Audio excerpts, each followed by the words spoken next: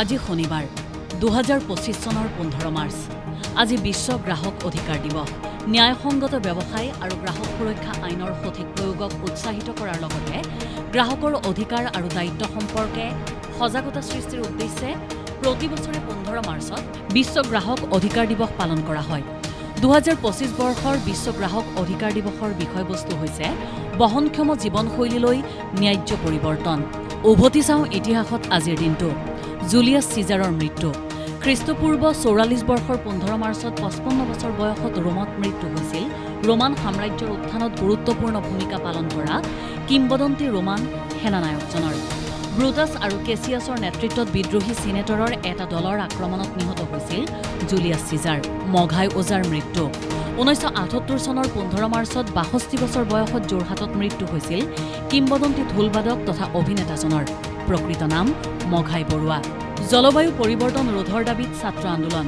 2019 চনৰ 15 মাৰ্চত ছুইডেনৰ পৰিৱেশকৰ্মী গ্ৰেটা থুনবাৰ্গে আৰম্ভ কৰা ফ্ৰাইডেজ ফৰ ফিউচাৰৰ অংশ হিচাপে 125খন দেশৰ 15 লাখতকৈ অধিক ছাত্ৰ ছাত্ৰীয়ে জলবায়ু পৰিৱৰ্তন ৰোধৰ তাৎক্ষণিক ব্যৱস্থা গ্ৰহণ কৰিবলৈ নিজ নিজ চৰকাৰক দাবী জনায়।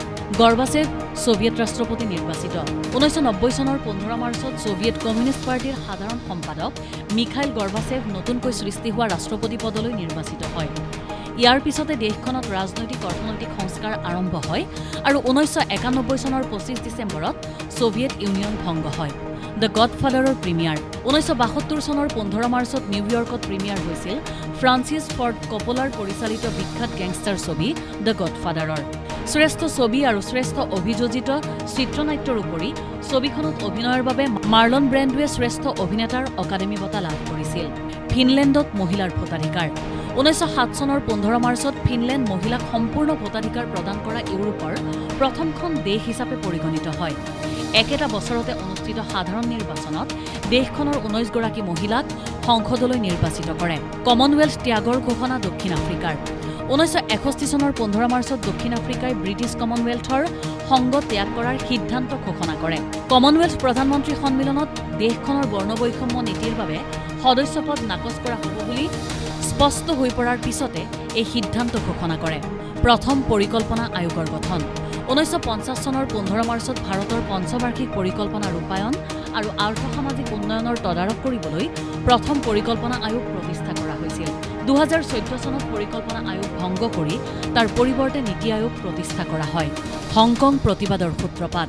2019 চনৰ 15 মাৰ্চত হংকং চৰকাৰে প্ৰত্যৰ্পণৰ সন্দৰ্ভত পলাতক অপৰাধী অধ্যাদেশ সংশোধনৰ বাবে উত্থাপন কৰা বিধেয়কৰ বিৰুদ্ধে ধাৰাবাহিকভাৱে বিক্ষোভ আৰম্ভ হয়। এয়া আছিল হংকঙৰ ইতিহাসৰ আটাইতকৈ ডাঙৰ ধাৰাবাহিক বিক্ষোভ। বিশ্বৰ প্ৰথম ইণ্টাৰনেট ডমেইন পঞ্জীয়ন।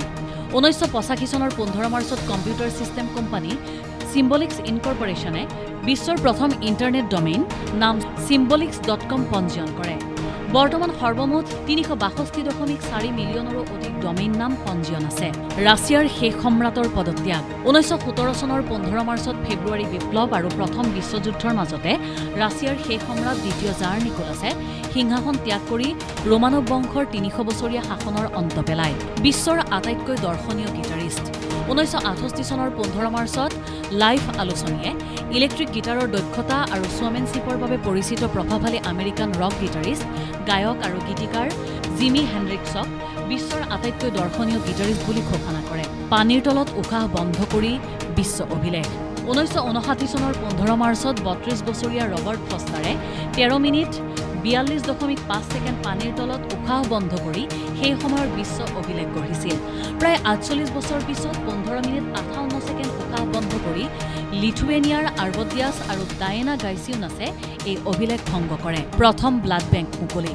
1937 চনৰ 15 মাৰ্চত ডক্টৰ বাৰ্নাৰ্ড ফাণ্টাছে চিকাগোৰ কুক কাউণ্টি হাস্পতালত প্ৰথমটো ব্লাড বেংক স্থাপন কৰে। প্ৰয়োজনৰ সময়ত তেজ জমা কৰি ব্যৱহাৰ কৰাৰ এই ব্যৱস্থাই চিকিৎসা বিজ্ঞানত বৈপ্লৱিক পৰিৱৰ্তন সাধন কৰে। ইনফৰমেশ্যন ডেস্ক, দেশ টুডে।